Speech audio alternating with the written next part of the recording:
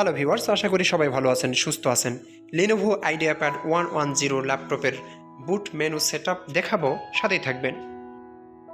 Laptop start করার পূর্বে Windows bootable pen drive insert করে নিব।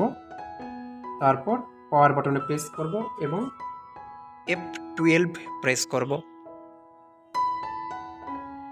F12 প্রেস করলে এটা হচ্ছে হার্ড ড্রাইভ, এটা হচ্ছে pen drive, Jet Flash Transcend, এটাও 16 জিবি, এটাও 16 জিবি। তো আমার এইটা আর এইটার মধ্যে যে কোনো একটি সিলেক্ট করতে হবে। তো এখানে কোনটি সিলেক্ট করব সেটা হচ্ছে মুখ্য বিষয়। যদি আপনার এই ল্যাপটপের hard disk partition style GPT করা থাকে তাহলে এইটা সিলেক্ট করতে হবে, অর্থাৎ ইউএফআই ইউএসবি ডিভাইস। আর আপনার এই ল্যাপটপের হার্ড ডিস্ক পার্টিশন স্টাইল যদি এমবিআর করা থাকে তাহলে USB HDD Z Flash Transcend, অর্থাৎ আমার এই পেন ড্রাইভের ব্র্যান্ড এটা